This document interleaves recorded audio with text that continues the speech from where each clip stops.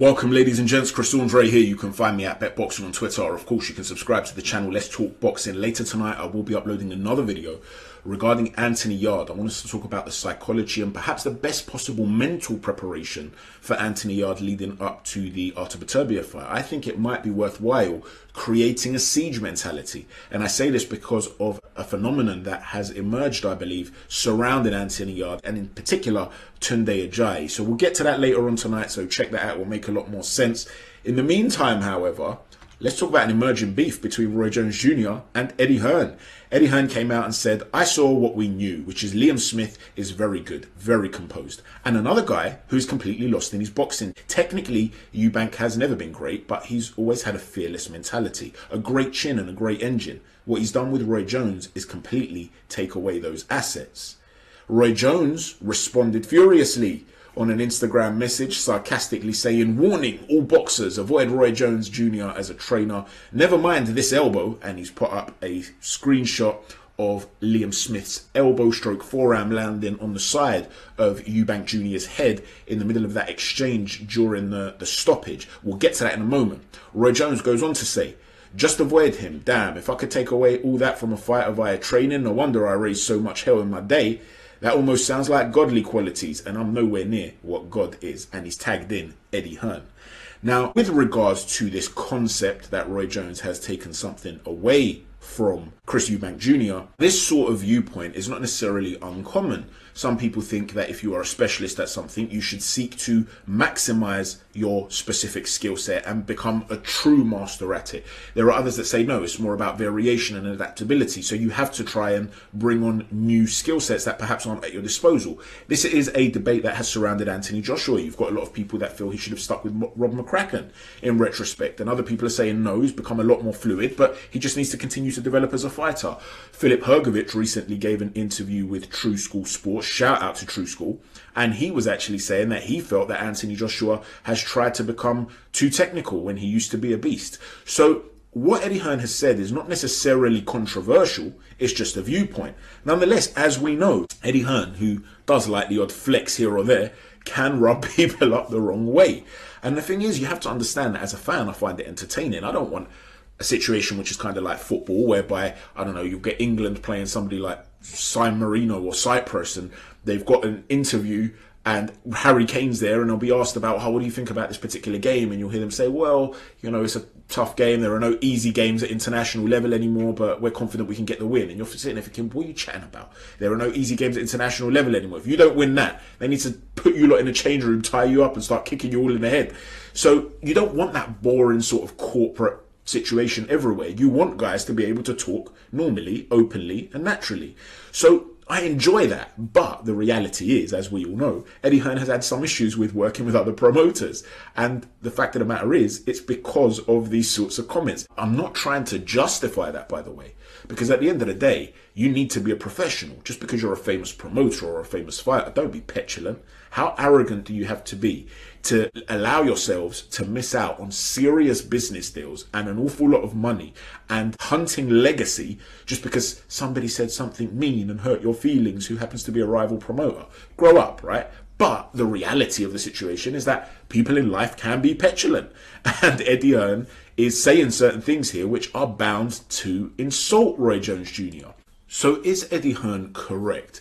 Let's consider this insinuation from Roy Jones Jr. that it was that elbow that landed on Chris Eubank Jr. that really changed the trajectory of the fight. You know, he seems to suggest here that never mind the elbow, forget the elbow, as though that is what cost Eubank the fight. In other words, it wasn't my training, it was a moment that was, I guess you could say, wrong or cheating or whatever it was. There are a lot of people that feel that Liam Smith's a dirty fighter, that he meant to do it. I've seen this a lot on YouTube message boards, on Twitter. So let's consider it.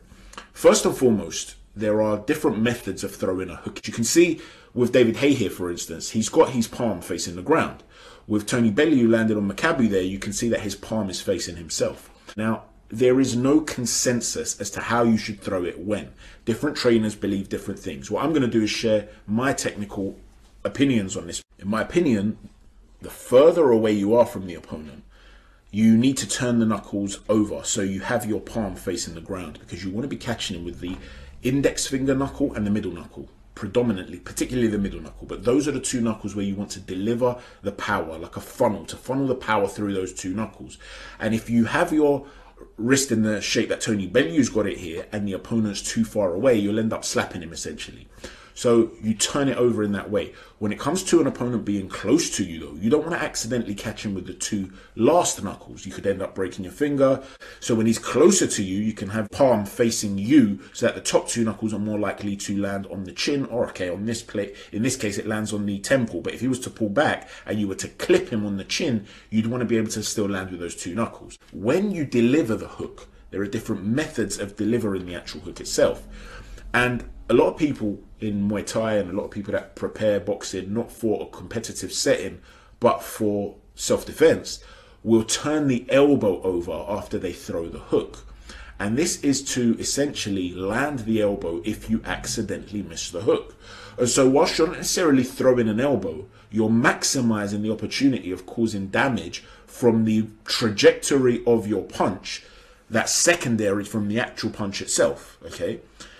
In other words, it's possible that a fighter can throw these types of hooks whereby he knows if he misses, he could still catch with the forearm, the elbow. It's making himself much more dangerous. These are the little dark arts that we're talking about. Was this the case in this particular situation? So here's the re-upload as a series of stills. For some reason, Sky had a problem with me uploading an 8-second clip on a loop. I played at different speeds just to show that their product, the pay-per-view, was legitimate, despite the fact that a lot of people are complaining about the outcome, because there was nothing really that Liam Smith could have done and there was no sign of intent. But it is what it is, so we'll do it as stills. As you can see, Liam Smith tries to throw a left hook to the body and it lands, but he sort of smothers himself. And Eubank is standing very upright here at this point. He's not in a good position at all. As it develops and he tries to throw a follow-up left hook to the head, you can just see where Chris Eubank's head initially is as a target. He's standing very upright. He's got his glove in the face of Liam. He's in a bit of a panicky situation here. As it develops, you can see where the left hook would have landed. So look at the still shot side by side. That's where Eubank's head would have been. But Eubank decides, rightly, to try and roll away from that shot, to come low and roll away from it to take something off it. And that's what causes the connection with the wrist. Had Eubank not come down, he would have been hitting the side of the head. So Liam Smith is legitimately aiming for a punch to the side of the head.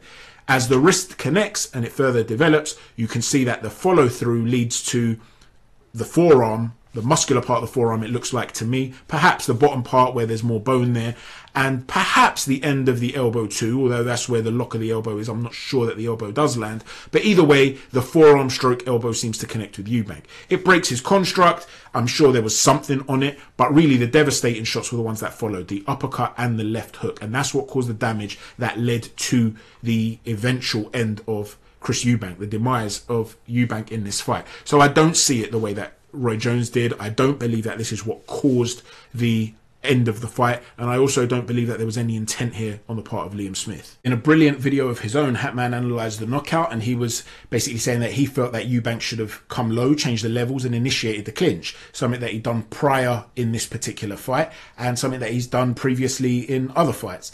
And this is something that I've spoken about in the past that Devin Haney is very good at, for instance. In fact, a lot of American fighters that seek to nullify you often use that tactic, something that also Jack Cattrall used very effectively against Josh Taylor. And so, yes, that may very well have been a more plausible approach to nullifying the work of Liam Smith once Eubank was in the corner. Hatman felt that perhaps Eubank was trying to lure him in to counter him, though, in which case, as a tactic, it certainly didn't work. So was this an error from Roy Jones in terms of tactics and preparation, or did Eubank do this from his own accord? And with regards to Eddie Hearn's assertion that perhaps Chris Eubank Jr. has regressed under Roy Jones, or that perhaps Roy Jones is maybe directly at fault for the loss, we can't really know definitively. You see, some people will argue that when you are a specialist in one area, and Chris Eubank was a very good inside fighter, you need to do everything you can to master that. And that will mean that you have to be able to initiate that by getting on the front foot, cutting off the ring, and forcing guys to engage with you. Chris Eubank wasn't always great at that. So is that an issue of technique, in which case he's picked up the wrong trainer perhaps?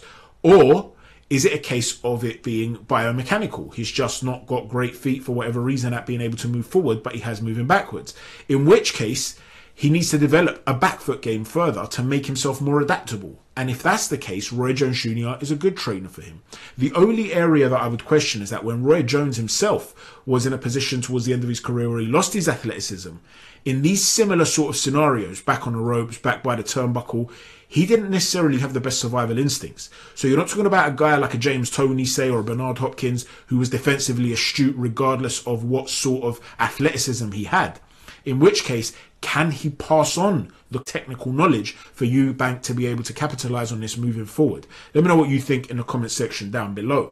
Thanks for watching. Please don't forget to hit a stiff jab on the like button, a right cross on the subscribe button, and an uppercut on the notifications button. And please check out the Anthony Yarde video later tonight. Take care.